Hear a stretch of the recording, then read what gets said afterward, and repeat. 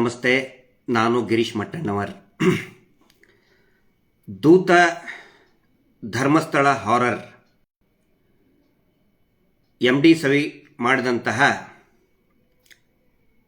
ಆ ಒಂದು episode Dharmasthala horror ಭಾಗ 1 ಡಿಲೀಟ್ ಮತ್ತು ಭಾಗ 2 ಸಾಕ್ಷಿನಾಶ. ಸ್ವಲ್ಪದರಲ್ಲಿಯೇ ವಿಡಿಯೋ ಕೂಡ ನಾಶ ಆಗ್ತಾ ಇದೆ. ಧರ್ಮಸ್ಥಳ ಹಾರರ್ ಭಾಗ 1 ಏನಿತ್ತು,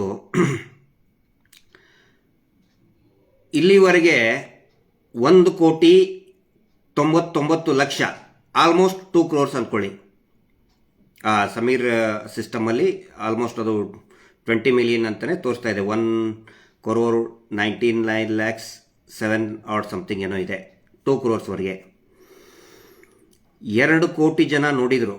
ಬರೀ 2 ಕೋಟಿ ಅಲ್ಲ, ಇನ್ಸ್ಟಾಗ್ರಾಮ್ ಬೇರೆ ಬೇರೆ ಇದರಲ್ಲಿ ಸಿಕ್ಕಾಪಟ್ಟೆ ಆಲ್ಮೋಸ್ಟ್ ಎಲ್ಲರೂ ಕೂಡ ಅದನ್ನು ನೋಡಿದ್ದಾರೆ. ರಾಜ್ಯದ ಪ್ರತಿಯೊಬ್ಬ ಜನರು ಕೂಡ ಅರ್ಥ ಮಾಡಿಕೊಂಡ್ರು.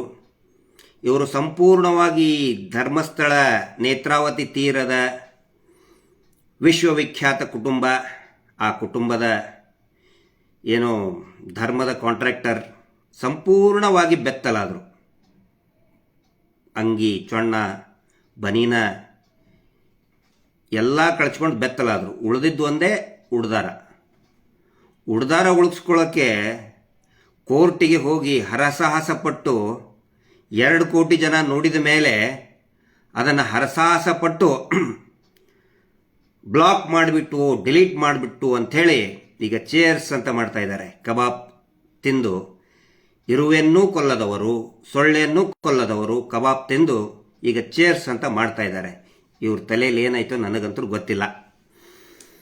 ಸೆಕೆಂಡ್ ವಿಡಿಯೋ ಸೇಮ್ ರೀಸನ್ ಇಟ್ಟು ಕೋರ್ಟಿನ ಒಂದು ಅದರ ಹಳೇದದು ಸಮೀರ್ ಮೇಲೆ ಯಾವುದೇ ಆದಂಥ ನೋಟಿಸ್ಗಳು ಬಂದಿದ್ದಿಲ್ಲ. ಕೋರ್ಟು ಕೂಡ ಹೆಂಗೆ ಕಣ್ಣು ಮುಚ್ಕೊಂಡು ಆದೇಶ ಕೊಡ್ತಾ ಇದೆಯೋ, ಯಾವುದು ಅದು ಸಿಟಿ ಸಿವಿಲ್ ಕೋರ್ಟ್ ಅಂತೆ ಹೆಂಗೆ ಆದೇಶ ಕೊಡ್ತಾ ಇದೆಯೋ ಖಂಡಿತ ಗೊತ್ತಿಲ್ಲ. ಆದರೂ ಕೂಡ ಕಣ್ಣು ಮುಚ್ಕೊಂಡು ಏನೋ ಆದೇಶ ಕೊಟ್ಟು ಅದನ್ನು ಪ್ರಶ್ನೆ ಮಾಡ್ತೀವಿ, ಕಾನೂನು ರೀತಿ ಪ್ರಶ್ನೆ ಮಾಡ್ತೀವಿ. ಇದರಲ್ಲಿ ಅಬ್ಸರ್ವ್ ಮಾಡಬೇಕಾಗಿರೋದು ಏನಂತ ಹೇಳಿದರೆ, ಪ್ಲೆಂಟಿಫ್ ಯಾರಿದ್ದಾರೆ, ಶೀನಪ್ಪ ಮತ್ತು ಸುಕೇಶ್, ಅವರು ಯಾರು ಅಂತ ಜನರಲ್ ಪಬ್ಲಿಕ್ಕಿಗೆ ಗೊತ್ತೇ ಇಲ್ಲ. ಅವನ ಹೆಸರು ಕೂಡ ಉಲ್ಲೇಖ ಆಗಿಲ್ಲ, ಅವ್ರ ಹೆಸರೇ ಆ ವಿಡಿಯೋದಲ್ಲಿ ಬಂದಿಲ್ಲ. ಅವ್ರು ಹೇಳ್ತಾರೆ ನೋವಾಯಿತು ಮನಸ್ಸಿಗೆ, ಡಿರೋಗೇಟರಿ ಸ್ಟೇಟ್ಮೆಂಟ್, ಮಾನನಷ್ಟ ಮೊಕದ್ದಮೆ, ಮಾನನಷ್ಟವಾಗುವ ರೀತಿಯಲ್ಲಿ ವಿಡಿಯೋದಲ್ಲಿ ಇದೆ ಅಂತ ಅವರು ಕೊಡ್ತಾರೆ. ಥರ್ಡ್ ಪರ್ಸನ್ ಅಂದರೆ ಲೋಕಸ್ ಸ್ಟ್ಯಾಂಡಿನೇ ಇಲ್ಲ, ಅದಕ್ಕೆ ಲೋಕಸ್ಸೇ ಇಲ್ಲ. ಯಾರಿಗೆ ಅವಮಾನ ಆಗಿರ್ತದೆ ಅವನು ಕೊಡಬೇಕು. ಇಲ್ಲಿ ಈ ಶೀನಪ್ಪ, ಈ ಯೂಟ್ಯೂಬರ್ಗಳಿಗೆ ಗೊತ್ತಿದೆ, ಎಲ್ಲರಿಗೂ ಈ ಒಂದು ನೋಟಿಸ್ ಕೊಟ್ಟು ಬ್ಲಾಕ್ ಮಾಡಿ ಎಲ್ಲ ಯೂಟ್ಯೂಬ್ಗಳನ್ನು ಬ್ಲಾಕ್ ಮಾಡಿಸ್ತಕ್ಕಂತಹ ಅದೇ ಶೀನಪ್ಪ MD ಸಮೀರ್ಗೆ ದೂತ ಅಂದರೆ 8 ಜನನ್ನ ರೆಸ್ಪಾಂಡೆಂಟ್ಸ್ ಮಾಡಿದ್ದಾರೆ. 4 ಫಸ್ಟ್ 4 ಏನಿದೆ ಸಮೀರ್ ಬೇರೆ ಬೇರೆ ಏನೋ ದೂತ ಮತ್ತು ಅವ್ರದ್ದು ಬೇರೆ ಬೇರೆ ಯೂಟ್ಯೂಬ್ ಇದೆ, ಅದಕ್ಕೆ ಇನ್ಸ್ಟಾ, ಫೇಸ್ಬುಕ್ಕು ಎಲ್ಲನೂ ರೆಸ್ಪಾಂಡೆಂಟ್ಸ್ ಮಾಡಿದ್ದಾರೆ. ದೇವಸ್ಥಾನಕ್ಕೆ ಸಂಬಂಧ ಇಲ್ಲದೆ ಇರುವಂಥ ವ್ಯಕ್ತಿ, ಆ ವಿಡಿಯೋದಲ್ಲಿ ಅವನ ಹೆಸರು ಕೂಡ ಉಲ್ಲೇಖ ಆಗದೆ ಇರುವಂಥ ವ್ಯಕ್ತಿ, ಕೋರ್ಟಿನ ಒಂದು ನೋಟಿಸನ್ನು ತೋರಿಸಿ ಆ ಕೋರ್ಟ್ನವ್ರು ಯಾವ ರೀತಿ ಯಾಕೆ ಹೆಂಗೆ ಬರೀತಾರೆ ಅದು ಯಾರಿಗೂ ಅರ್ಥನೇ ಆಗ್ತಾ ಇಲ್ಲ. ಅವರು ಈ 2ನೇ ವಿಡಿಯೋದನ್ನು ಕೂಡ ರಿಪೋರ್ಟ್ ಮಾಡಿ ಅದನ್ನು ಸ್ಟಾಪ್ ಮಾಡಿಸ್ತಾ ಇದ್ದಾರೆ. ಅಂದರೆ ನಿನ್ನೆ ರಾತ್ರಿವರೆಗೆ ಈ ಅಪ್ಲೋಡ್ ಮಾಡಿ 18-20 ತಾಸಲ್ಲಿ 32-33 ಲಕ್ಷ ಜನ ವೀಕ್ಷಣೆ ಮಾಡಿದರು. ಇದೊಂದು ಇತಿಹಾಸನೇ, ಇದು ರೆಕಾರ್ಡ್ ಬ್ರೇಕ್ ದೊಡ್ಡ ಮಟ್ಟದ ಒಂದು ದಾಖಲೆ ಇದು. ಈ ರೆಕಾರ್ಡ್ ಬ್ರೇಕ್ ಮಾಡೋಕ್ಕೆ ಬಹುಶಃ ಸಮೀರ್ ಹೇಳ್ತಾ ಇದ್ದ, ಅಣ್ಣ ನನ್ನ ಕಡೆ ನನಗೆ ಮಾಡೋಕ್ಕಾಗೋದಿಲ್ಲ ಇದನ್ನ ಅಂತೇಳಿ, ನಾನೇ ಇನ್ನೊಂದು ವಿಡಿಯೋ ಮಾಡಿದರೆ ಈ ಒಂದು ರೆಕಾರ್ಡ್ ಬ್ರೇಕ್ ಮಾಡೋಕ್ಕಾಗೋದಿಲ್ಲ, ಮೊದಲನೇ ವಿಡಿಯೋದಂತರೂ ಸಾಧ್ಯನೇ ಇಲ್ಲ ಅಂತ ಹೇಳ್ತಾನೆ. ಅಂತ ಒಂದು ಅದು ಯಾವುದದು ವಿಡಿಯೋ, ಸಾಕ್ಷಿನಾಶದ ವಿಡಿಯೋ, ಸಾಕ್ಷಿನಾಶದ ಏನಿದೆ ಮಾಹಿತಿ ಇರುವಂಥದ್ದು. ವಾರ್ಜಾಚಾರ್ತಿ ಯಾಕೆ ಸತ್ಲು, ಆನಂತರ ಇನ್ನೊಂದು ನೀವು ಎಲ್ಲರೂ ಕೂಡ ಅದನ್ನು ಗಮನಿಸಬೇಕು. ಆ ವಿಡಿಯೋದಲ್ಲಿ ಅದು ಈಗ ಬ್ಲಾಗ್ ಮಾಡ್ತಾ ಇದ್ದಾರೆ. ಇನ್ನೊಂದು ಒಳ್ಳೆಯ ಸಂಗತಿ, ಸ್ವತಃ ಸಮೀರ್ ಮತ್ತು ನಾನು ಕೂಡ ಮಧ್ಯಾಹ್ನ ತಿಳಿಸಿದ್ದೆ, ಯಾವುದೇ ಯೂಟ್ಯೂಬರ್ಗಳಿಗೆ ಅಥವಾ ಈ ಪೇಜ್ ರೈಟರ್ಸ್ಗಳಿಗೆ ಯಾವುದೇ ರೀತಿಯಾದಂಥ ಕಾಪಿ ರೈಟ್ ಸ್ಟ್ರೈಕ್ ಬರುವುದಿಲ್ಲ. ಯಾರು ಬೇಕಾದರೂ ಕೂಡ ಅದನ್ನು ತಾವು ತಮ್ಮ ಇದರಲ್ಲಿ ಯೂಟ್ಯೂಬ್ಗಳಲ್ಲಿ ಅಪ್ಲೋಡ್ ಮಾಡಬಹುದು. ಇದಕ್ಕಿಂತ ಒಳ್ಳೆ ಮನಸ್ಸು ಬೇಕೇನ್ರಿ?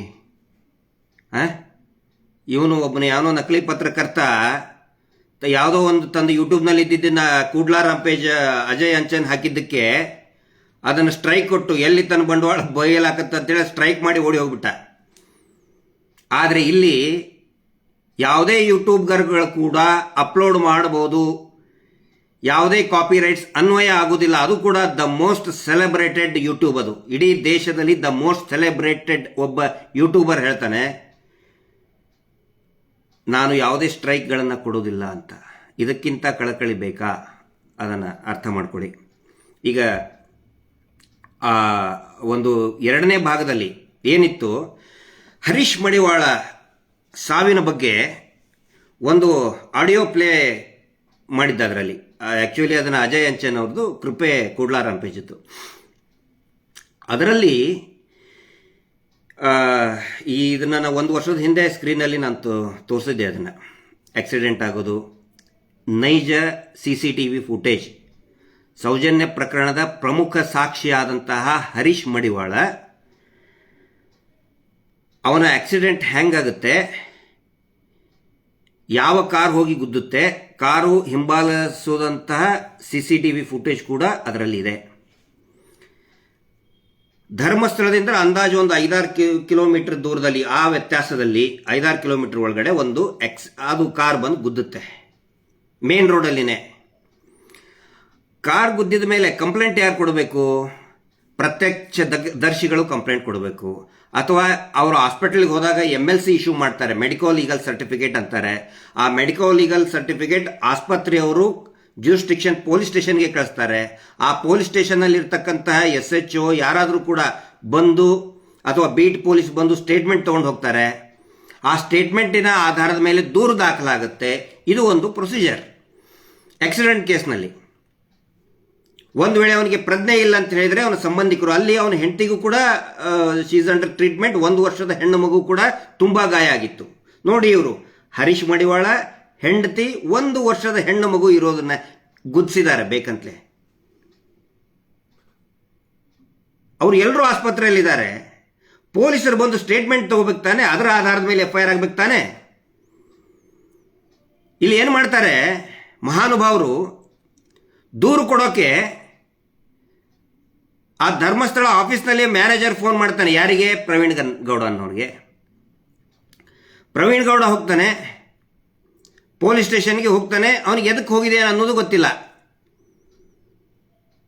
ಅಲ್ಲಿರ್ತಕ್ಕಂಥ PSI ಇಲ್ಲಿ ಸಹಿ ಮಾಡು ಅಂತ ಹೇಳ್ತಾನೆ, ಸಹಿ ಮಾಡಿ ಬಂದ್ಬಿಡ್ತಾನೆ.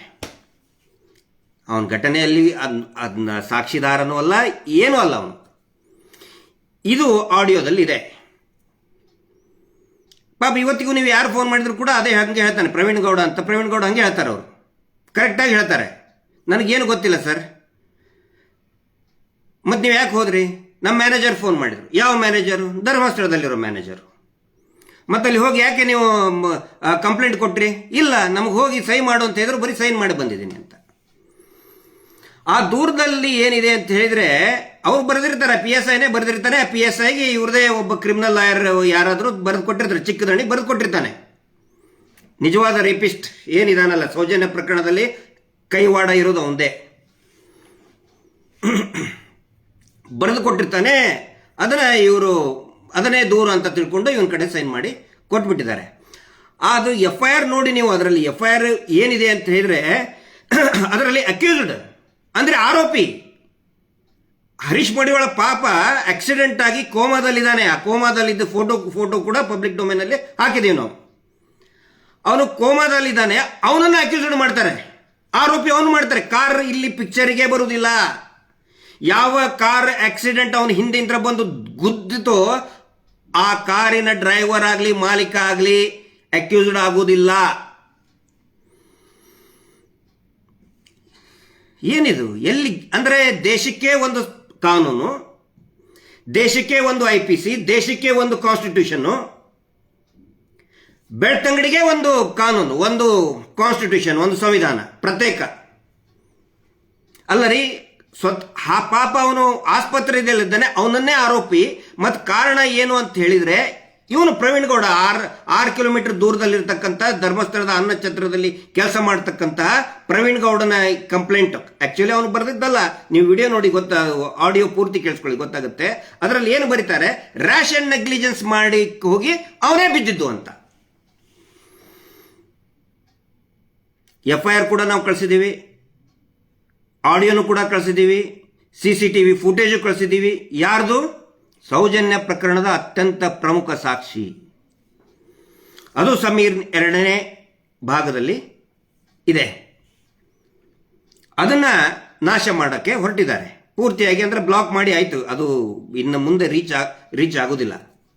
ಯಾಕಂದರೆ 18 ತಾಸಿನಲ್ಲಿ 32 ಲಕ್ಷ ಹೊಡ್ತಲ್ಲ, ಮತ್ತೆ ಭಯ ಶುರುವಾಗಿ ಮಾಡಿದ್ದಾರೆ. ಹೀಗಾಗಿ ಯಾವುದೇ ಯೂಟ್ಯೂಬರ್ಗಳು ಕೂಡ ಅದನ್ನು ಅಪ್ಲೋಡ್ ಮಾಡ್ಬೋದು, ಪೇಜ್ ಕಂಟೆಂಟ್ ಕೂಡ ಯೂಸ್ ಮಾಡಬಹುದು. ಇದು ಜನರಿಗೆ ಏನು ನಡೀತಾ ಇದೆ ಅಂತ ಗೊತ್ತಿರಲಿ. ಇದ್ರ ಸಂಬಂಧಪಟ್ಟಂತೆ ಬರೀ ಸಮೀರ್ದೊಂದೇ ಅಲ್ಲ, ಇನ್ನು ಬೇರೆ ಬೇರೆ ಯೂಟ್ಯೂಬ್ಗರು ಯಾರು ಸೌಜನ್ಯ ಹೋರಾಟದ ಪರವಾಗಿ ಮಾತಾಡ್ತಾ ಇದ್ದಾರೆ ಅದೆಲ್ಲ ಪ್ರಕರಣಗಳ ಬಗ್ಗೆನೂ ಕೂಡ ಕಾನೂನಿನ ಒಂದು ವ್ಯವಸ್ಥೆ ಅದು ಜಾರಿಯಲ್ಲಿದೆ. ಈ ನಡುವೆ ಇವತ್ತು ಮುಂಜಾನೆ ಒಂದು ಆರ್ಟಿಕಲ್ ನೋಡಿದೆ ವೆಬ್ ಅದಕ್ಕೆ ಏನಂತಾರೆ, ವೆಬ್ ಪೇಪರಲ್ಲಿ. ಅದು ಯಾರ ಮನೆಗೂ ಕೂಡ ತಲುಪೋದಿಲ್ಲ ಆ ಪೇಪರು. ಆ ಪೇಪರಿನ ಮಾಲಕರು ನಾನು ಇಷ್ಟಪಟ್ಟಂತಹ ವ್ಯಕ್ತಿ ವಿಶ್ವೇಶ್ವರ ಭಟ್ರು. ಅವ್ರ ಬಗ್ಗೆ ನಾನು ಈಗಲೂ ಕೂಡ ಏನು ಅನ್ನೋದಕ್ಕೆ ಮನಸ್ಸಾಗ್ತಾ ಇಲ್ಲ. ಯಾಕಂತ ಹೇಳಿದರೆ ಒಂದು ಕಾಲದಲ್ಲಿ ಅವರು ವಿಜಯ ಕರ್ನಾಟಕದ ಸಂಪಾದಕರಾಗಿದ್ದಾಗ ವಿಶ್ವೇಶ್ವರ ಭಟ್ ಅವರು ವಿಜಯ ಕರ್ನಾಟಕದ ಮುಖ್ಯ ಸಂಪಾದಕರಾಗಿದ್ದರು. ನನ್ನ ಘಟನೆ LH ಬಾಂಬ್ ಕೇಸ್ ನಡೆದಾಗ ನನಗೆ ಕರೆದು ಪ್ರೋತ್ಸಾಹ ಕೊಟ್ಟಂಥವ್ರು. ಹೀಗಾಗಿ ನಾನು ಅವ್ರ ಮೇಲೆ ಯಾವುದೇ ಟೀಕೆ ಮಾಡೋದಕ್ಕೆ ನಮ್ಮ ಮನಸ್ಸು ಒಪ್ತಾ ಇಲ್ಲ. ಆದರೆ ಅವರದೇ ಮಾಲೀಕತ್ವ ಇರುವಂತ ಅಂದ್ಕೊಂಡಿದ್ದೀನಿ ನಾನು. ಆ ಪತ್ರಿಕೆಯಲ್ಲಿ ಒಂದು ಆರ್ಟಿಕಲ್ ಬರ್ತದೆ. ಆ ಆರ್ಟಿಕಲಲ್ಲಿ ಒಬ್ಬರು ಉಮಾ ಮಹೇಶ್ ವೈದ್ಯ ಅಂತ ಇದೆ, ತುಂಬ ಗೇಲಿ ಮಾಡಿ ಬರೆದಿದ್ದಾರೆ. ಟೂಲ್ ಕಿಟ್ ಅಂತೆ, ಸೌಜನ್ಯ ಹೋರಾಟ, ಆಮೇಲೆ ಮತಾಂತರ ಅಂತೆ, ಒಂದಕ್ಕೊಂದು ಸಂಬಂಧ ಇಲ್ಲ. ಇಲ್ಲಿ ನೋಡಿ, ಧರ್ಮ ಅದು ಇದು ಏನೇನೋ ಮಸಾಲೆಗೆ ಹಾಕಿ ಮತಾಂತರ ಅದು ಇದು ಏನಂದ್ರೆ ಏನು ಸಂಬಂಧನೇ ಇಲ್ಲ, ಏನೇನೋ ಆ ಯಮ್ಮ ಬರೆದ್ಬಿಟ್ಟೈತೆ. ಆ ಯಮ್ಮನ ಗಂಡ ಯಾರು ಅಂತ ಹೇಳಿದ್ರೆ CIDಯಲ್ಲಿ ಕಾನೂನಿನ ಸಲಹೆಗಾರ. ಮುಂಚೆ ಧಾರವಾಡದಲ್ಲಿ APP ಆಗಿ ಇದ್ದಂತ, ಹಳಿಯಾಳದಲ್ಲಿ APP ಆಗಿ ಇದ್ದ. ಅವನ ಮೇಲೆ ಅನೇಕ ದೂರುಗಳು ಕೂಡ ಚೀಫ್ ಪ್ರಾಸಿಕ್ಯೂಟರ್ಗೆ, ಕರ್ನಾಟಕ ರಾಜ್ಯ ಸರ್ಕಾರದ ಕಾನೂನು ಸಚಿವರಿಗೆ ಅವಾಗಿಂತ ಹೋಗ್ತಾನೆ ಇದೆ. ಬಹಳ ಇದೆ ಒಂದು ಹಣೆ ಬರ. ಬಹಳ ಅಂದ್ರೆ ವಿಪರೀತ ಕಿರುಕುಳದ ಆರೋಪಗಳು ಅವನ ಮೇಲಿದೆ. ಆ ವೈದ್ಯ ಎನ್ನುವ ಒಬ್ಬ ಸೆಕ್ಸ್ ರೋಗಿ ಬೆಳಿಗ್ಗೆನೆ ಆ ಆರ್ಟಿಕಲ್ ಹೆಂಡತಿ ಅಂತ ಬೇರೆ ಯಾರೋ ಹೇಳಿದ್ರು ನನಗೆ, ಇಲಾಖೆಯಲ್ಲಿದ್ದಂಥವರೇ ಹೇಳಿದರು, ಸಮೋನ್.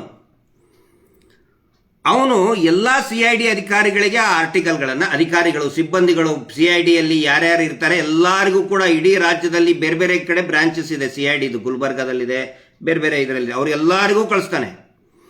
ಕಳಿಸಿ ಇದಕ್ಕೆ ಕಮೆಂಟ್ ಮಾಡ್ರಿ ಅಂತ ಹೇಳ್ತಾನೆ. ಅಂದ್ರೆ CID ಅಧಿಕಾರಿಗಳು, CID ಅಂದ್ರೆ ತುಂಬಾ ಪ್ರತಿಷ್ಠೆ ಇರುವಂತಹ ಕರ್ನಾಟಕ ಪೊಲೀಸ್ ಇಲಾಖೆಯ ಒಂದು ಸಂಸ್ಥೆ. ಆ ಎಲ್ಲ ಸಿಬ್ಬಂದಿಗಳಿಗೆ ಒಂದು ಮೆಸೇಜ್ ಹಾಕ್ತಾನೆ, ಸರ್ಚ್ ಮಾಡ್ರಿ, ಒಂದು ವೈದ್ಯಂದು ಮೆಸೇಜ್ ಹಾಕ್ತಾನೆ, ಅದನ್ನು ನೀವು ಕಮೆಂಟ್ ಮಾಡಬೇಕು. ಅಂದ್ರೆ ಇವನು ಹೆಂಡತಿ ಬರೆದಂತ ಆರ್ಟಿಕಲ್ ಅನ್ನ ಓದಿ ಕಮೆಂಟ್ ಮಾಡಿ ಶೇರ್ ಮಾಡಿ ಫಾರ್ವರ್ಡ್ ಮಾಡಬೇಕು. CID ಅಧಿಕಾರಿಗಳಿಗೆ ಬೇರೆ ಕೆಲಸ ಇಲ್ಲನು? ಇವನು ಹೆಂಡತಿ ಬರೆದಿದ್ದು ಓದಿ ಕಮೆಂಟ್ ಮಾಡಬೇಕಾ? ಅದು ಯಾವ ಆರ್ಟಿಕಲ್ಲು? ಸೌಜನ್ಯ ಹೋರಾಟವನ್ನ ಗೇಲಿ ಮಾಡಿದಂತ ಆರ್ಟಿಕಲ್. ಬಿಸ್ಕೆಟ್ ಹಾಕಿರ್ತಾರದು ಎಲ್ಲರಿಗೂ ಗೊತ್ತಿದೆ, ಅದೇನು ನಾನು ಬಿಡಿಸಿ ಹೇಳಬೇಕಾಗಿಲ್ಲ. ಮೂಳೆ ಹಾಕಿರ್ತಾನೆ ಅವನು, ಇವ್ರು ನೆಕ್ತಾ ಏನೋ ಬರೆದಿರ್ತಾರೆ, ವಾಟ್ ಎವರ್. ನಾಚಿಕೆ ಸ್ವಲ್ಪನೂ ಕೂಡ ಬೇಡ. ಯಾವ ರೀತಿ ಇವರು CIDಯನ್ನು, ಆಮೇಲೆ ಅದೇ CIDಯಲ್ಲಿ ಇದೇ ಯೋಗೀಶ್ ಇದ್ದಾನೆ. ಈಗ ಆ ಯೋಗೀಶ್ ಇದ್ದಾನಲ್ಲ, ಪುಣ್ಯಾತ್ಮ ಮಹಾನುಭಾವ, ಪೂರ್ತಿ ಸಂಪೂರ್ಣ ಇದೇ ಒಂದು ಮುಂದೆ ಇದೆ. ಅದು ಬೇಡ, ಈಗ ಮಾತಾಡೋದಿಲ್ಲ, ಸರಿಯಾಗಿ ಅನ್ಸೋದಿಲ್ಲ. ಅದೇ ವ್ಯಕ್ತಿ CIDದಲ್ಲಿದ್ದಾನೆ, CID ಸೈಬರ್ ಸೆಲ್ಲಲ್ಲಿ. ಅವರು ಇವರು ಸೇರ್ಕೊಂಡು ಒಳ್ಳೆ ಆಟ ನಡೆಸ್ಕೊಂಡು ಕೂತ್ಕೊಂಡ್ಬಿಟ್ಟಿದ್ದಾರೆ. ಆನಂತರ ಒಂದು ವಿಚಿತ್ರ ನೋಡಿ, ನೀವು ಕೋರ್ಟ್ ಹಾಲ್ನಲ್ಲಿ, ಹೈಕೋರ್ಟ್ ಹಾಲ್ನಲ್ಲಿ ಆದಂತಹ ವಾದ ವಿವಾದ ನೋಡಿರ್ಬೇಕು ನೀವು. ಅದರಲ್ಲಿ ಸ್ಟೇಟ್ ಪ್ರಾಸಿಕ್ಯೂಟರ್ ಆಕ್ಚುಲಿ ಇಲ್ಲಿ ಮಹೇಶ್ ಶೆಟ್ಟಿ ತಿಮ್ರೋಡಿ ವರ್ಸಸ್ ಅವ್ರದ್ದು ಏನು ಇಲ್ಲ, ಬಡ್ಡಿ ಪೂಜ್ಯವ್ರದ್ದು ಏನು ಇಲ್ವೇ ಇಲ್ಲ. ಆದರೂ ಕೂಡ ಆ ಸ್ಟೇಟ್ ಪ್ರಾಸಿಕ್ಯೂಟರ್ ಆದವರು ಎತ್ತಿ ಎತ್ತಿ ಹೇಳ್ತಾ ಇದ್ದಾರೆ, ಡಿರೋಗೇಟರಿ ಮಾಡ್ತಾ ಇದ್ದಾರೆ. ಅರೆ ಇಲ್ಲಿ SPP ಅವರು ಏನ್ ಕೆಲಸ ಮಾಡ್ತಾ ಇದ್ರಿ ನೀವು? ನಿಮಗೆ ಸಂಬಂಧನೇ ಇಲ್ಲದು. ಈ ಮೊನ್ನೆ ಏನೋ ಇಂತಲ್ಲಿ ಪರ್ಮಿಷನ್ಗೋಸ್ಕರ ಹೈಕೋರ್ಟಿಗೆ ಹೋಗಿದ್ರು, ಪರ್ಮಿಷನ್ ಅನ್ನ ಸುಳ್ಳು ಏನನ್ನು ತಿರುಚಿ ಮಾಡಿ ಹೈಕೋರ್ಟ್ ಆದೇಶವನ್ನು ತಿರುಚಿ ಹೇಳ್ತಾ ಇದ್ರು. ಅದಕ್ಕೂ ಮತ್ತೆ ಮಹೇಶ್ ಶೆಟ್ಟಿ ತಿಮರೋಡಿ ಅವರಿಗೆ ಸಂಬಂಧನೇ ಇಲ್ಲ. ಅಂತಂದ್ರೆ ಡಿರೋಗೇಟರಿ ನೀವು ಯಾರ ರಕ್ಷಣೆಗೋಸ್ಕರ ನಿಂತಿದ್ದೀರಿ? ಆಮೇಲೆ ಇದು ಮಿಸ್ಟರ್ ವೈದ್ಯ ಅನ್ನೋನು ಎಷ್ಟು ಒಳಗಡೆ ಇಟ್ಕೊಂಡು ಎಷ್ಟು ವ್ಯವಸ್ಥೆಯನ್ನ ಕೊಳಕು ಮಾಡಿಬಿಟ್ಟಿದ್ದಾರೆ, ಎಷ್ಟು ವ್ಯವಸ್ಥೆ ಕೊಳತು ಹೋಗ್ಬಿಟ್ಟಿದೆ ಅಂತ ಹೇಳಿದ್ರೆ, ಇವರೆಲ್ಲ ಸೇರ್ಕೊಂಡು ಅತ್ಯಾಚಾರಿಗಳ ಪರವಾಗಿ ಇಲ್ಲಿ ಲಾಬಿ ಮಾಡೋದು, ಇಲ್ಲಿ CIDಯಲ್ಲಿ ಇದ್ಕೊಂಡು. ಅದಕ್ಕೆ ನಾನು CID ಮುಖ್ಯಸ್ಥರಿಗೆ ವಿನಂತಿ ಮಾಡ್ಕೊಳ್ತಾ ಇದ್ದೀನಿ, ದಯವಿಟ್ಟು ಇಂಥವ್ರನ್ನ ಇಟ್ಕೊಳಕ್ ಹೋಗಬೇಡಿ. ಯಾಕಂದ್ರೆ ಇನ್ ಮೇಲೆ ಸಿಕ್ಕಾಪಟ್ಟೆ ಕಂಪ್ಲೇಂಟ್ ಇದೆ, ನಾವು ಅದನ್ನೆಲ್ಲ ಕೂಡ ಕೊಡ್ತಾ ಇದ್ದೀವಿ. ಈ ಹಿಂದೆನೂ ಕೂಡ ಗಮನಕ್ಕೆ ತಂದಾಗಿದೆ. ಇಂತಹ ನೀಚರನ್ನ ದಯವಿಟ್ಟು ಇಟ್ಕೊಳಕ್ ಹೋಗಬೇಡಿ. ಇಲಾಖೆಗೆ ಇಂಥವರಿಂದಾನೇ ಒಂದು ಕೆಟ್ಟ ಹೆಸರು ಬರ್ತಾ ಇದೆ. ಏನೇನು ನೋಡಿ, ಇದೇ ರೀತಿ ಹೋದ್ರೆ ಇವನು ಏನೇನು ಡೀಲಿಂಗ್ ಮಾಡಿದಾನೆ ಎಲ್ಲ ಗೊತ್ತಿದೆ. ಎಲ್ಲವೂ ಹೊರಗಡೆ ತರ್ತೀವಿ ನಾವು, ಪ್ರತಿಯೊಂದು ಹೊರಗಡೆ ತರ್ತೀವಿ ನಾವು. ಯಾಕಂದ್ರೆ ಸೌಜನ್ಯಳ ಕಣ್ಣು ಪ್ರತಿಯೊಬ್ಬರ ಮೇಲಿದೆ. ಯಾರ್ಯಾರು ಏನೇನು ಆಟ ಆಡ್ತಾ ಇದ್ದಾರೆ, ಸೌಜನ್ಯ ಶಕ್ತಿ ಅದು, ಚಾಮುಂಡೇಶ್ವರಿಯ ಶಕ್ತಿ ಅದು ಎಲ್ಲರ ಮೇಲೂ ಇದೆ. ನೀವೇನೋ ಅನ್ಕೊಂಡಿರ್ಬಹುದು, ತುಂಬಾ ಸರಳವಾಗಿ ತಿಳ್ಕೊಂಡಿರ್ಬೋದು. ಏನು ಬಿಡು, ಇಂದಿಷ್ಟು ಕೊಟ್ಟ ನಾವೇನಾದ್ರೂ ಮಾಡಿ ಒಂದು ನನ್ನ ಹೆಂಡತಿ ಕಡೆ ಆರ್ಟಿಕಲ್ ಮಾಡಿಸಿ ಆಗ್ಬಿಟ್ಟೆ. ಪ್ರತಿಯೊಬ್ಬರ ಮೇಲೇನು ಕೂಡ ಆ ಕಣ್ಣಿದೆ, ನೆನಪಿಟ್ಕೊಳ್ಳಿ. ರಿಪಬ್ಲಿಕ್ ಕನ್ನಡದ ಬಗ್ಗೆ ಅಪ್ಡೇಟ್ ಕೊಡಿ ಅಂತ ಕೆಲವೊಬ್ಬರು ಮೆಸೇಜ್ ಹಾಕಿದ್ದಾರೆ, ಅದಕ್ಕೆ ಹೇಳ್ತಾ ಇದ್ದೀನಿ. ಇದು ರಿಪಬ್ಲಿಕ್ ಕನ್ನಡ ವಿರುದ್ಧ ಆಗಿ ನಾನು ಮಾತಾಡ್ತಾ ಇಲ್ಲ, ಅಥವಾ ಯಾವುದೇ TV ಚಾನಲ್ ಮಾಧ್ಯಮದ ವಿರುದ್ಧವಾಗಿ ನಾನು ಮಾತಾಡ್ತಾ ಇಲ್ಲ. ಲಾಸ್ಟ್ ಟೈಮ್ ನಾನು ಒಂದು ಹೇಳಿದ್ದೆ, ಅವರಿಗೆ ಆಫರ್ ಕೊಟ್ಟಿದ್ದೆ. ಯಾರು ನಾವು ಸಾಕ್ಷಿಗಳನ್ನು ನಿಮ್ಮ ಮುಂದೆ ಪ್ರೊಡ್ಯೂಸ್ ಮಾಡ್ತೀವಿ, ಅವರಿಗೆ ಒಂದು ರಕ್ಷಣೆ ಕೊಡುವಂಥ ಜವಾಬ್ದಾರಿ ತಗೊಳ್ಳಿ. ಅಂದರೆ ನೀವೇ ಅವ್ರ ಮನೆಯೊಳಗೆ ಇಟ್ಕೊಳ್ಳಿ ಅಂತ ನಾವೇನು ಹೇಳಿಲ್ಲ, ಅಥವಾ ನೀವೇ ಅವ್ರಿಗೆ ಗನ್ಮ್ಯಾನ್ ಕೊಡಿ ಅಂತ ಹೇಳಿಲ್ಲ. ನಿಮ್ಮ ಚಾನಲ್ನಿಂದ ಒಂದು ಅಫಿಷಿಯಲ್ ರಿಕ್ವೆಸ್ಟ್ ಕೊಡಿ ಪೊಲೀಸ್ ಇಲಾಖೆಗೆ, ನಮ್ಮ ಚಾನಲ್ನಲ್ಲಿ ನಾವು ಸತ್ಯಾಸತ್ಯತೆಯನ್ನು ರಿವೀಲ್ ಮಾಡ್ತಾ ಇದ್ದೀವಿ ಅಂಥೇಳಿ ಒಂದು ಅರ್ಜಿ ಕೊಡಿ.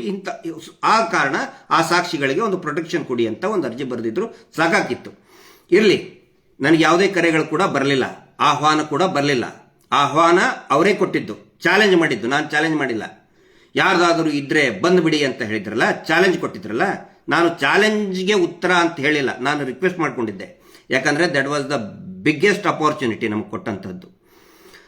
ಅದೇನು ಒಂದು 3 ನಿಮಿಷದ ವಿಡಿಯೋ ಇದೆ, ಅದನ್ನು ನೋಡಿಬಿಟ್ರೆ, ಅದನ್ನು ತೋರಿಸಿಬಿಟ್ರೆ ಪ್ರತಿಯೊಬ್ಬರಿಗೂ ಕೂಡ ಧರ್ಮಸ್ಥಳದವನ್ನ ಯಾರು ಮಲಿನ ಮಾಡ್ತಾ ಇದ್ದಾರೆ ಅದು ಗೊತ್ತಾಗುತ್ತೆ. ಸಂಪೂರ್ಣವಾಗಿ ನಾನೇನು ಮಾಹಿತಿ ಈಗ ಕೊಡ್ತೀನಿ ಅಂತ ಹೇಳಿದ್ದಿಲ್ಲ. Only one short around 3 minutes ಇದೆ, ವಿಡಿಯೋ ಇದೆ, ನೈಜವಾಗಿರೋದು.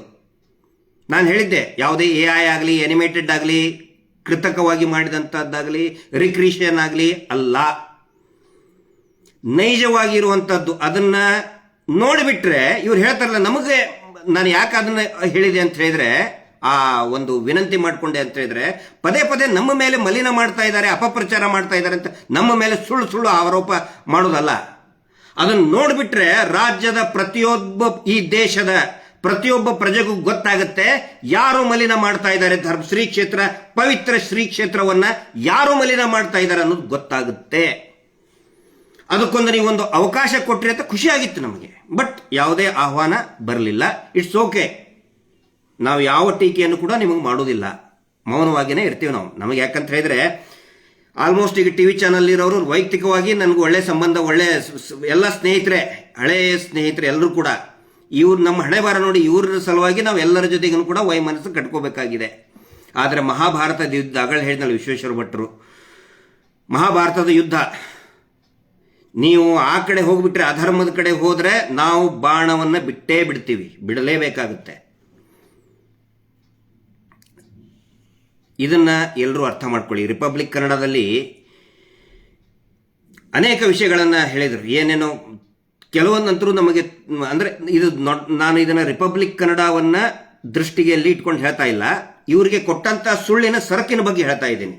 ಯಾಕಂದ್ರೆ ಇವರು ಇನ್ನೊಂದು ಚಾನಲ್ಗೂ ಕೂಡ ಕೊಡ್ತಾರೆ. ಅಂದ್ರೆ ಇದು 12 ವರ್ಷದಿಂದ ಇದೇ ನಾಟಕನೇ ಮಾಡಿದ್ದಾರೆ ಇವರು, ಇದೇ ಡ್ರಾಮಾ, ಇದೇ ಸುಳ್ಳಿನ ಸರಕು, ಹಳೆ ಕ್ಯಾಸೆಟ್ಟಿಗೆ ಹೊಸ ಕವರ್ ಹಾಕಿ ಎಲ್ಲರಿಗೂ ಒಂದು ಕೊಡ್ತಾ ಬಂದಿದ್ದಾರೆ. ಅದನ್ನ ಯೋಚನೆ ಇಲ್ಲ ಯಾರು ಕೂಡ ದಯವಿಟ್ಟು ಪ್ರಸಾರ ಮಾಡಬೇಡಿ. ಹೇಳ್ತಾರಲ್ಲ ಸಂತೋಷ್ ರಾವ್ ಕರಾಟೆ ಪಟುವಾಗಿದ್ದರಿ ಅಂಥೇಳಿ. ಯಾಕೆ ಸೌಜನ್ಯಳನ್ನ ಅವನು ಎತ್ಕೊಂಡು ಹೋದ, ನಡು ರಸ್ತೆಯಿಂದ ಎತ್ಕೊಂಡು ಹೋದ ಅಂತ ಹೇಳಿದ್ರೆ ಹಿ ವಾಸ್ ವೆರಿ ಸ್ಟ್ರಾಂಗ್. ಯಾಕಂತ ಹೇಳಿದ್ರೆ ಕರಾಟೆ ಬ್ಲ್ಯಾಕ್ ಬೆಲ್ಟ್ ಮಾಡಿದ್ದ. ಆಯ್ತಪ್ಪ, ಕರಾಟೆ ಬ್ಲ್ಯಾಕ್ ಬೆಲ್ಟ್ ಮಾಡಿದ್ದ, ಒಪ್ಕೊಳ್ಳೋಣ. ಕರಾಟೆ ಬ್ಲ್ಯಾಕ್ ಬೆಲ್ಟ್ ಥೇರಿನೇ ನಾವು ಒಪ್ಕೊಳ್ಳೋಣ. ನಿಮ್ದು ಥೇರಿ ಅಲ್ಲ ಅದು, ಕರಾಟೆ. ಯಾಕೆ ಎತ್ಕೊಂಡು ಹೋದ? Karate ಕಲ್ತಿದ್ದ, black belt.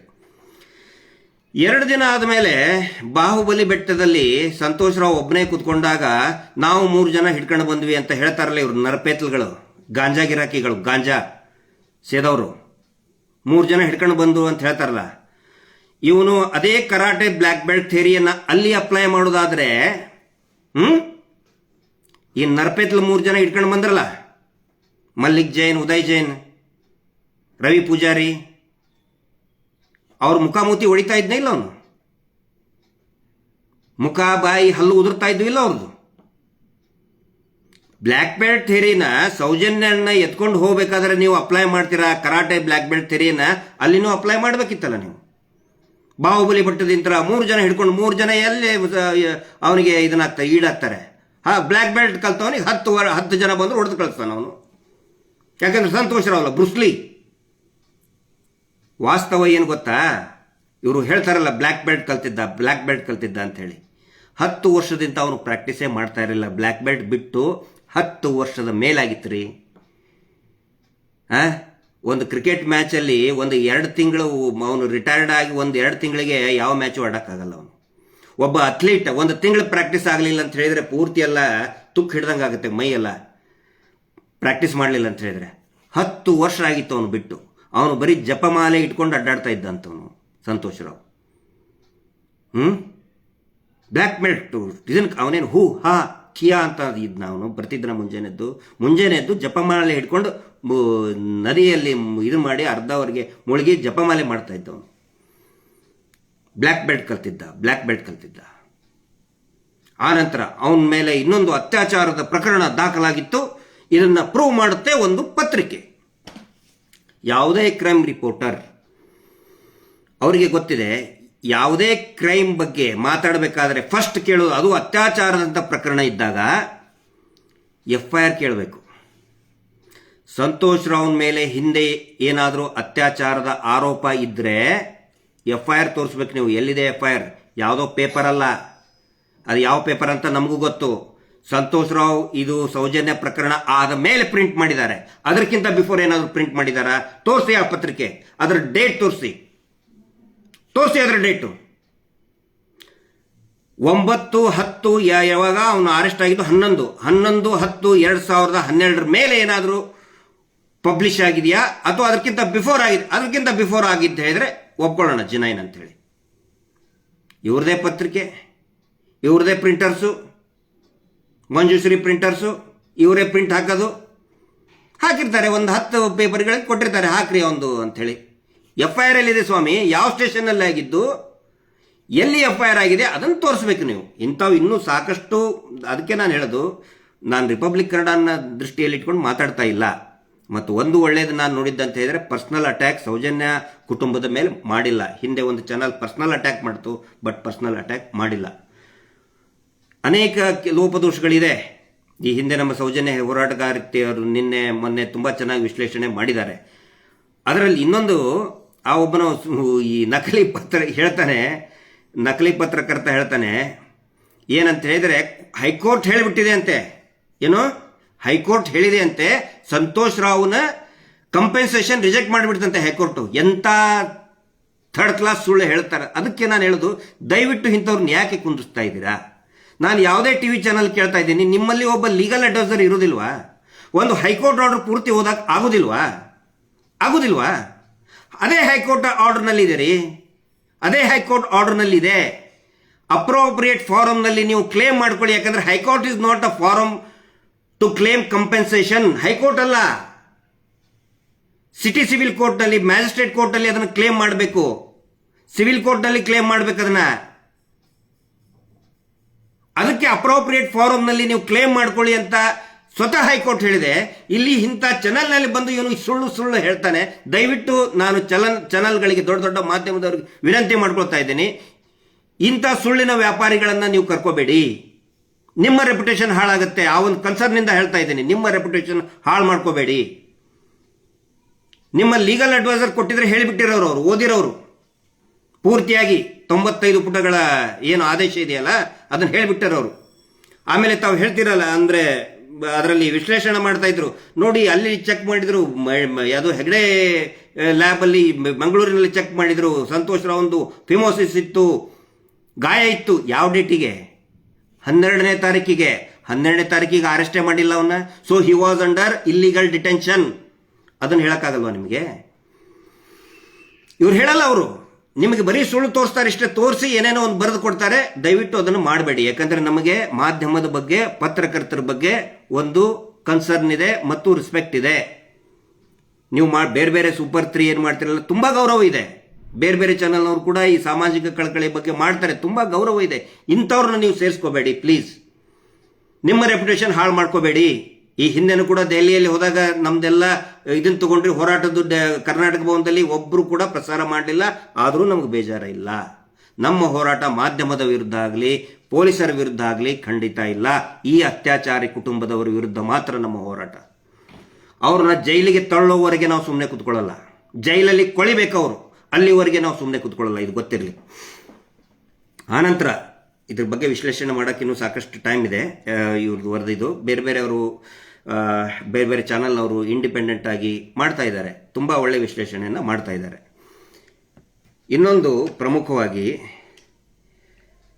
ಟ್ರೋಲ್ ಪೇಜರ್ಗಳ ಬಗ್ಗೆ ನಿಜವಾಗ್ಲೂ ನಮಗೆ ಹೆಮ್ಮೆ ಆಗ್ತದೆ. ಇವರು ಒಂದು ಆಫರ್ ಕೊಟ್ಟಿದ್ದಾರೆ. ಒಂದು 4-5 ದಿನದ ಹಿಂದೆ ಮೀಟಿಂಗ್ ಮಾಡಿ, ಯಾರು ಗಿರೀಶ್ ಮಟ್ಟಣ್ಣವರ್ ವಿರುದ್ಧ, ಮಹೇಶ್ ಶೆಟ್ಟಿ ತಿಮರೋಡಿ ವಿರುದ್ಧ, ಸಮೀರ್ನ ವಿರುದ್ಧ ಕೆಟ್ಟದಾಗಿ ಒಂದು ಟ್ರೋಲ್ ಮಾಡ್ತಾರೆ, ನಗೆಪಾಟ್ಲಿ ಮಾಡ್ತಾರೆ, ಅವರಿಗೆ 40,000ದಿಂದ 1,00,000ದವರೆಗೆ ಆಫರ್ ಕೊಟ್ಟಿದ್ದಾರೆ. ಒಂದು ಟ್ರೋಲ್ ಪೇಜ್ಗೆ 40,000ದಿಂದ 1,00,000, 40K to 100K ಆಫರ್ ಕೊಟ್ಟಿದ್ದಾರೆ. ಆನಂತರ ನಮ್ಮ ವಿರುದ್ಧ ಒಂದು ಅಶ್ಲೀಲವಾಗಿ ಆರ್ಟಿಕಲ್ ಮಾಡಿದರೆ, ಬೈದು ಬರೆದ್ರೆ ಅವರಿಗೆ 2,500ದಿಂದ 10,000ವರೆಗೆ ಬೇಸ್ಡ್ ಆನ್ ದೇರ್ ವ್ಯೂಸ್. ಅವರ ವ್ಯೂಗಳ ಮೇಲೆ ಒಂದು ನಮ್ಮನ್ನು ಗಿರೀಶ್ ಮಟ್ಟಣ್ಣವ್ರಿಗೆ ಬೈದು ಬರೆದು ಬಿಟ್ಟರೆ 2,500ದಿಂದ 10,000 ರೂಪಾಯಿ ಬರ್ತದೆ. ಅದರಲ್ಲಿ ವಿಶೇಷವಾಗಿ ನಮ್ಮ ಹುಬ್ಬಳ್ಳಿ ಧಾರವಾಡ ಆ ಕಡೆ ಭಾಗದಂಥವ್ರಿಗೆ ಟ್ರೋಲ್ ಪೇಜರ್ಗಳಿಗೆ ಆಫರ್ ಮಾಡಿದ್ದಾರೆ. ಸಂತೋಷದ ವಿಷಯ ಏನಂತ ಹೇಳಿದರೆ, ಅನೇಕ ಟ್ರೋಲ್ ಪೇಜರ್ಗಳು ಇದನ್ನು ರಿಜೆಕ್ಟ್ ಮಾಡಿದ್ದಾರೆ. ಗಿರೀಶ್ ಮಟ್ಟಣ್ಣವ್ರ ಮುಖ ನೋಡಿ ಅಲ್ಲ, ನಾವೇನು ಇಂಪಾರ್ಟೆಂಟ್ ಅಲ್ಲ, ಇಲ್ಲಿ ನ್ಯಾಯದ ಸಲುವಾಗಿ ಆ ಹೆಣ್ಣು ಮಗಳಿಗೆ ನ್ಯಾಯಕ್ಕೋಸ್ಕರ ನಾವು ಮಾತಾಡ್ತಾ ಇದ್ವಿ ಇಷ್ಟು ದಿನ, ನಾವು ನಮ್ಮ ಸ್ಟ್ಯಾಂಡ್ ಚೇಂಜ್ ಮಾಡಲ್ಲ ಅಂಥೇಳಿ ಟ್ರೋಲ್ ಪೇಜರ್ಗಳು ಮುಖಕ್ಕೆ ಬೈದು ಕಳಿಸಿದ್ದಾರೆ. ಒಳ್ಳೆ ಡೆವಲಪ್ಮೆಂಟ್. ಇನ್ನು ಕೆಲವೊಬ್ಬರು ಆಯಿತು ಬಿಡು ಮತ್ತಿಷ್ಟು ಸಿಗ್ತದೆ ಮಾಡಿಬಿಡೋಣ ಅಂತ ಒಪ್ಕೊಂಡಿದ್ದಾರೆ. ನಾನು ಅವರಿಗೂ ಕೂಡ ಮಾಡಬೇಡಿ ಅಂತ ಹೇಳೋದಿಲ್ಲ. That is none of my business. ದುಡ್ಡು ಬರ್ತದೆ, ಅದು ನಿಮ್ಮ ಹೊಟ್ಟೆಪಾಡು, ನಿಮ್ಮ ಉದ್ಯೋಗ. ಇಷ್ಟೊಂದು ದುಡ್ಡು ಬರ್ತದೆ, ತಗೋಬೇಡ್ರಿ, ಮಾಡಬೇಡ್ರಿ ಅಂತ ಹೇಳಕ್ಕೆ ನಾನು ಯಾವನೂ ಅಲ್ಲ. ಅವರೆಲ್ಲ ನಮ್ಮ ಭಾಗದ ಹುಡುಗರೇ. ಆದರೆ ಅವರೆಲ್ಲರಿಗೂ ನಾನು ಒಂದು 2 ಮಾತು ಹೇಳ್ತೇನೆ. ನಮ್ಮನ್ನು ಎಷ್ಟು ಬೇಕಾದರೂ ಬೈರಿ, ನೀವು ಏನು ಬೇಕಾದರೂ ಅವಮಾನ ಮಾಡಿ, ಎಷ್ಟು ಬೇಕಾದರೂ ನಮ್ಮನ್ನು ಗೇಲಿ ಮಾಡಿ, ಕೊನೆಗೆ ಒಂದೇ ಒಂದು ರಿಕ್ವೆಸ್ಟ್, ಲಾಸ್ಟಿಗೆ ನಿಮ್ಮ ಟ್ರೋಲಲ್ಲಿ ಒಂದು ಲೈನ್ ಹಾಕಿ, ಜಸ್ಟಿಸ್ ಫಾರ್ ಸೌಜನ್ಯ ಅಂತ ಹಾಕಿಬಿಡಿ. ಸಾಕು ನಮಗೆ. ಜಸ್ಟಿಸ್ ಫಾರ್ ಸೌಜನ್ಯ ಅಂತ ಹಾಕಿ, ಸೌಜನ್ಯಾಳ ಒಂದು ಫೋಟೋ ಹಾಕಿಬಿಡಿ, ಬಾರಾ ಖೂನ್ ಮಾಫ್ ಅಂತ. ನಾವು ಏನು ತಲೆ ಕೆಡಿಸ್ಕೊಳ್ಳಲ್ಲ. ನಾವು ಆನಂತರ ಇನ್ನೊಂದು ಹೇಳ್ತೇನೆ, ಇದುವರೆಗೂ ಕೂಡ ನಾವು ಯಾರು ನಮ್ಮನ್ನು ಅವಮಾನ ಮಾಡಿದ್ದಾರೆ, ಕೆಟ್ಟದಾಗಿ ಪೋಸ್ಟ್ ಹಾಕಿದ್ದಾರೆ, ಯಾರ ಮೇಲೂ ಕೂಡ ನಾವು ಕೇಸ್ ರಿಜಿಸ್ಟರ್ ಮಾಡಿಲ್ಲ. ಮಾನನಷ್ಟ ಮೊಕದ್ದಮೆ ನಾವು ಹಾಕಿಲ್ಲ, ಇನ್ನು ಮುಂದೂ ಕೂಡ ಹಾಕುವುದಿಲ್ಲ. ಟ್ರೋಲ್ ಪೇಜರ್ಗಳಿಗೆ ಹೇಳ್ತಾ ಇದ್ದೀನಿ ನಾನು. ನಮ್ಮನ್ನು ನೀವು ಕೆಟ್ಟದಾಗಿ ಬೈದರೆ ಫ್ರೀಯಾಗಿ ಬೈರಿ, ಯಾವ ಹೆದರಿಕೆನೂ ಬೇಡ, ಅಳಕು ಬೇಡ, ಆತಂಕ ಬೇಡ. ಒಂದು PSI ಇದ್ದ ಕೇಸ್ ಹಾಕಿಬಿಡ್ತಾನಂತೇಳಿ ಯಾರ ಮೇಲೂ ಕೂಡ ನಾವು ಕೇಸ್ ಹಾಕುವುದಿಲ್ಲ. ಬೇಕಾದಂಗೆ ಬೈರಿ ನೀವು. ನಮ್ಮ ಕಡೆ ಅಂತ ಪ್ರಾಮಿಸ್ ಅದು. ಯಾಕಂತ ಹೇಳಿದರೆ ನಾವೇನು ಕೇಳಿ, ನೀವು ಮಹೇಶ್ ಶೆಟ್ಟರ್ ಮೇಲೆ ಸುಮಾರು ಕೇಸ್ ಆಗಿದೆ, ಅವರು ಕೂಡ ಕೇಸ್ ಹಾಕಿಲ್ಲ, ಯಾವತ್ತಿಗೂ ಕೂಡ ಹೋಗಿ ಕಂಪ್ಲೇಂಟ್ ಕೊಟ್ಟಿಲ್ಲ, ದೂರು ಕೊಟ್ಟಿಲ್ಲ. ಯಾಕಂತ ಹೇಳಿದರೆ ನಮಗೆ ಮಂಜುನಾಥ ಸ್ವಾಮಿ ಮೇಲೆ ನಂಬಿಕೆ ಇದೆ. ನಮ್ಮ ಕಡೆ ಒಂದು ಪದ್ಧತಿ ಇದೆ, ವಿಶೇಷವಾಗಿ ಉತ್ತರ ಕರ್ನಾಟಕದಲ್ಲಿ ಸ್ವಾಮಿ ಧರ್ಮಸ್ಥಳ ಮಂಜುನಾಥ ಸ್ವಾಮಿಯನ್ನು ನಂಬುವಂಥವ್ರಿಗೆ, ಅಣ್ಣಪ್ಪಯ್ಯರನ್ನ ನಂಬುವವ್ರಿಗೆ ಒಂದು ಪದ್ಧತಿ ಇದೆ ನಮ್ಮಲ್ಲಿ. ಯಾರಾದರೂ ಜಗಳಕ್ಕೆ ಬಂದರೆ, ನಮ್ಗೆ ತೊಂದರೆ ಕೊಟ್ಟರೆ ಸೀದಾ ಪೊಲೀಸ್ ಸ್ಟೇಷನ್ಗೆ ಹೋಗೋದಿಲ್ಲ, ಧರ್ಮಸ್ಥಳಕ್ಕೆ 10 ರೂಪಾಯಿ ಹಾಕ್ತೀವಿ ಅಂತೇಳಿ ನಾವು ಹರಕೆ ಹೊತ್ಬಿಡ್ತೀವಿ ನಾವು. ಅದು ನಮ್ಮ ನಂಬಿಕೆ. ಆದರೆ ಇವರಿಗೆ ದೇವಸ್ಥಾನದ ಗುತ್ತಿಗೆ ಹಿಡಿದಂತಹ ಧರ್ಮಾಧಿಕಾರಿಗಳು ಮತ್ತು ಅವರ ಕುಟುಂಬಕ್ಕೆ ಆ ನಂಬಿಕೆ ಇಲ್ಲ. ಹೀಗಾಗಿ ನಮ್ಮ ಮೇಲೆ 10 ಕೋಟಿ ರೂಪಾಯಿ ನನ್ನ ಮೇಲೆ ಹಾಕಿದ್ದಾರೆ. ಯಾರು? ಆ ಮಗು ಹೋಗಿತ್ತಲ್ಲ, ಅಮೇರಿಕಕ್ಕೆ ಹೋದಂಥ ಮಗು 10 ಕೋಟಿ ನನ್ನ ಮೇಲೆ ಹಾಕಿದ್ದಾನೆ. ನಾನು ಕೇಳೋದಪ್ಪ. ಆಮೇಲೆ ಮಹೇಶ್ ಶೆಟ್ಟರ್ ಮೇಲೆ, ಅನಿತಾ ಕಾಸರಗೋಡ್ ಮೇಲೆ, ಇನ್ನೂ ಯಾವುದು ಯೂಟ್ಯೂಬರ್ಗಳ ಮೇಲೆ 10 ಕೋಟಿ, 5 ಕೋಟಿ, 1 ಕೋಟಿ, ಸಾಕಷ್ಟು ಕೋಟಿಗಟ್ಟಲೆ ಹಾಕಿದ್ದಾರೆ. ನಾನು ಕೇಳೋದು, ನೀವು ಅದೇ ಕುಟುಂಬದವರೇ ಹಾಕಿದ್ದಾರೆ. ಶಿನಪ್ಪ ಹಾಕಿದ್ದಂತೂ ಇನ್ನೂ ಸಾಕಷ್ಟಿದೆ, ಅದು ಬಿಟ್ಟು ಬಿಡಿ. ಅದೇ ಕುಟುಂಬದವರೇ, ದೇವಸ್ಥಾನವನ್ನು ನಡೆಸ್ತಕ್ಕಂತಹ ಅಧಿಕಾರಿಗಳ ಕುಟುಂಬನೇ ನ್ಯಾಯಾಲಯಕ್ಕೆ ಮೊರೆ ಹೋಗಿದ್ದಾರೆ. ನಾವು ಹೋಗಿಲ್ಲ, ನಾವು ಕೋರ್ಟಿಗೆ ಹೋಗಲಿಲ್ಲ, ನಮ್ಗೆ ಅವಮಾನ ಆಯ್ತು ರೀ ಅಂತೇಳಿ ಹೋಗಲಿಲ್ಲ. ಇಲ್ಲಿ ನಾವು ಕೇಳೋದು, ನಮಗೆ ನಂಬಿಕೆ ಇದೆ ಮಂಜುನಾಥ ಸ್ವಾಮಿ ನ್ಯಾಯ ಕೊಡಿಸ್ತಾನಂಥೇಳಿ, ನಾವು ದೇವ್ರಿಗೆ ಬಿಟ್ಬಿಟ್ಟಿದ್ದೇವೆ. ನೀವು ದೇವಸ್ಥಾನದ ಗುತ್ತಿಗೆದಾರರಿ, ನೀವು ಕಾಂಟ್ರಾಕ್ಟರ್, ನೀವು ಅಧಿಕಾರಿಗಳು, ನೀವು ನಿಮ್ಮ ಕುಟುಂಬಕ್ಕೆ ಒಂದು 10 ರೂಪಾಯಿ ಇಲ್ಲ, 10 ರೂಪಾಯಿ ಹುಂಡಿಗೆ ಹಾಕಕ್ಕಾಗಲ್ವಾ ನಿಮಗೆ? ಯಾಕೆ 10 ಕೋಟಿ, 15 ಕೋಟಿ, 5 ಕೋಟಿ ಮಾನನಷ್ಟ ಮೊಕದ್ದಮೆ, ಮಾನಹಾನಿ ಅಂತ ಹಾಕ್ತಾ ಇದ್ದೀರಿ? ಇಡೀ ಜಗತ್ತು ಧರ್ಮಸ್ಥಳ ಶ್ರೀ ಕ್ಷೇತ್ರದ ಭಕ್ತರು ಪೊಲೀಸ್ ಸ್ಟೇಷನ್, ಕೋರ್ಟ್ಗಿಂತ ಆ ಸ್ವಾಮಿ ಮೇಲೆ ನಂಬಿಕೆ ಇಡ್ತಾರೆ. ನಿಮಗೆ ನಂಬಿಕೆ ಇಲ್ವಲ್ರಿ? ಒಂದು 10 ರೂಪಾಯಿ ಹಾಕಕ್ಕಲ್ಲನ್ರಿ ನಿಮಗೆ? ಅದ್ಯಾವುದೋ ಲ್ಯಾಂಬರ್ಗಿಣಿ ತೊಗೊಂಡಿದ್ದು ದೊಡ್ಡದಾಗಿ ತೋರಿಸ್ತೀರಿ. ಲ್ಯಾಂಬರ್ಗಿಣಿ ತಗೊಂಡು ಬಂದ್ವಿ, ಲ್ಯಾಂಬರ್ಗಿಣಿ ಒಳಗೆ ತಿರುಗಾಡಿಸಿದ್ವಿ ಅಂತೇಳಿ. ಗಿಣಿನೂ ಕಾಗೇನೋ ಅಲ್ಲ, ನಿಮ್ಮ ಏನನ್ಬೇಕು ನಿಮ್ಮ ಮುಸುಡಿಗೆ? ಲ್ಯಾಂಬರ್ಗಿಣಿಯಲ್ಲಿ ಬಂದು ದೊಡ್ಡದಾಗಿ ತೋರಿಸ್ತೀರಿ. 10 ರೂಪಾಯಿ ಇಲ್ಲ ನಮ್ಮ ಮೇಲೆ. ಒಂದು ಮಂಜುನಾಥ ಸ್ವಾಮಿಗೆ ನಾವೇನೋ ತಪ್ಪು ಮಾಡ್ತಾ ಇದ್ದೀವಿ ಅಂತ ಹೇಳ್ಕೊಂಡು ಒಂದು ಸೌಜನ್ಯ ಹೋರಾಟಗಾರರು ನಮ್ಮ ಮಾನವನ್ನು ಹರಾಜು ಹಾಕ್ತಾ ಇದ್ದಾರೆ ಬೀದಿ ಬೀದಿಯಲ್ಲಿ ಅಂಥೇಳಿ, ಸ್ವಾಮಿ ನೀನೇ ನೋಡ್ಕೋ ಅಂತೇಳಿ ಒಂದು 10 ರೂಪಾಯಿ ಹಾಕೋಕ್ಕಾಗಲ್ಲ ನಿಮ್ಮ ಹುಂಡಿಗೆ. ವರ್ಷಕ್ಕೆ 400 ಕೋಟಿ ರೂಪಾಯಿ ಹುಂಡಿ ದುಡ್ಡು ಎತ್ತುತ್ತೀರಿ ನೀವು. ಭಕ್ತರು ಹಾಕಿದ 400 ಕೋಟಿ ರೂಪಾಯಿ ಎತ್ತುತ್ತೀರಿ ನೀವು. ಪ್ರತಿ ವಾರ 1,000 ಕೋಟಿ ರೂಪಾಯಿ ಮೀಟರ್ ಬಡ್ಡಿ ದಂಧೆಯಲ್ಲಿ ಎತ್ತುತ್ತಿದ್ದೀರಿ ನೀವು. 10 ರೂಪಾಯಿ ಹಾಕಕ್ಕಲ್ಲ ಇಲ್ಲರಿ ನಿಮ್ಮ ಹುಂಡಿಗೆ, ನಿಮ್ಮ ಹಣೆ ಬಾರಕ್ಕೆ, ನಿಮ್ಮ ಮುಸುಡಿಗೆ. ನಾವು ಹಾಕ್ತಾ ಇಲ್ಲ, ನಾವು ಕೇಸ್ ಹಾಕ್ತಾ ಇಲ್ಲ ನಿಮ್ಮ ಮೇಲೆ, ಇವ್ರ ಮೇಲೆ. ಆಮೇಲೆ ಯಾವುದೇ ಟ್ರೋಲ್ ಪೇಜರ್ ಮೇಲೆ ಕೂಡ ನಾವು ಅದೇ ಕಾರಣಕ್ಕೆ ಹಾಕ್ತಾ ಇಲ್ಲ. ನೋಡ್ಕೊಳ್ಳಿ ದೇವರು. ಇದೇ ಆ ಶಕ್ತಿ ಮೇಲೆ ಬಹಳ ನಂಬಿಕೆ ಇದೆ ನಮಗೆ. ಅದರ ಸಲುವಾಗಿ ಯಾವುದೇ ಕೇಸ್ ಹಾಕ್ತಿಲ್ಲ ನಾವು. ಬೇಕಾದಂಗೆ ಬೈರಿ. ಒನ್ಸ್ ಅಗೇನ್ ನಾನು ಲಾಸ್ಟಿಗೆ ಏನು ಹೇಳ್ತಾ ಇದ್ದೀನಿ, ಎಷ್ಟೇ ಟ್ರೋಲ್ ಪೇಜರ್, ಪಾಪ ನಾನು ಮೆಚ್ಚಬೇಕು ಆ ಟ್ರೋಲ್ ಪೇಜರ್ಗಳಿಗೆ, ರಿಜೆಕ್ಟ್ ಮಾಡಿದಾರಲ್ಲ ಅವರಿಗೆ, ಬೇಡ ಅಂಥೇಳಿ. ಆದರೆ ಯಾರು ಬೈತೀರಿ, ಒಂದೇ ಒಂದು ಸೆಂಟೆನ್ಸ್, ಜಸ್ಟಿಸ್ ಫಾರ್ ಸೌಜನ್ಯಳಿಗೆ ನ್ಯಾಯ ಸಿಗಲಿ, ಒಂದು ಫೋಟೋ ಹಾಕಿಬಿಡಿ. ಧನ್ಯವಾದಗಳು. Justice for Soujanya.